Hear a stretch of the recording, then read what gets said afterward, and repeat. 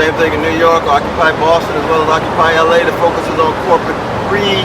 It talks about individual liberty, it talks about social justice, it talks about democratic accountability, especially the 1% who own 40% of the wealth.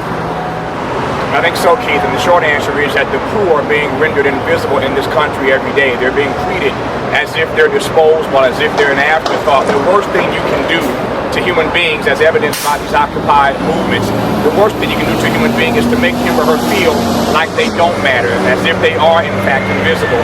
And I want to just add right quickly, I was listening to the show earlier, of course, and there's some who have a problem with a lack of coherent or cohesive message. Maybe it's a bit counterintuitive, Keith, I don't feel that same pressure. There are a lot of folk out here who have a lot of legitimate grievances, and as long as these protests continue to grow, somebody in Washington is going to have to start asking them what their grievances are. So you lay out a list and we start talking about how we address the problems. There doesn't have to be one particular grievance, as was the case during the Civil Rights era.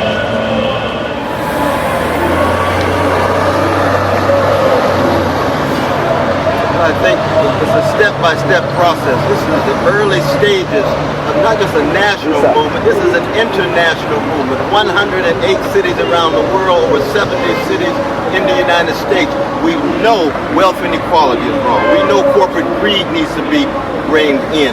We know, in fact, that there's a corporate greed at work in the prison-industrial complex, the military-industrial complex, the corporate media complex, and Wall Street. We're looking for the connections, but we're trying to do it in such a way that we keep alive the best of democracy. It has to do with a love for ordinary people, a love for everyday people, and trying to ensure that our elites are democratically accountable.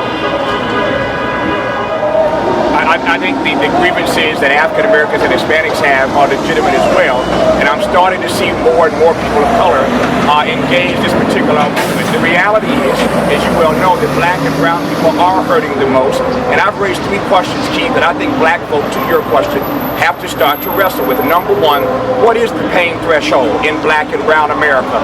For black folk especially, they've been too, shall I say, deferential to this White House. What is the pain threshold in black America, number one? For black people, number two, what is the presidency actually worth? Is it worth our silence, worth our capitulation in deference to the president? What's it worth? And number three, how is history going to regard the silence of black folk in this particular moment? While you celebrate an African-American president in the White House, it's clear the numbers indicate the bottom is falling out of black America. So are black folk being too quiet and too deferential in this moment where they, quite frankly, are catching the most hell? Oh, we know there's an intimate connection between corporate greed running amok at the top and escalating poverty at the bottom, be it poor white, poor brown, poor yellow, poor black, or what have you. But we also have to keep in mind there's a cultural difference. The Tea Party looks more like the audience of Lawrence Welk in the National Hockey League. The Wall Street occupation, we look more like the audience of Lupe Fiasco, or the audience of Carole King and James Taylor. There's a cultural sensibility that is different in that regard. And they're wrong if they say that the Wall Street occupation group is 99% white. That's just a lie. I've been there. It was at LA, and so we got brown, you got yellow, we got red, brothers and sisters. We are an all-inclusive movement. We embrace prophetic Mormons, because the prophetic Mormons are about social justice and corporate greed. Come join us. Brother Bill Maher, he's my dear agnostic brother. He's with us. Paul Krugman in New York Times comes out. He's with us.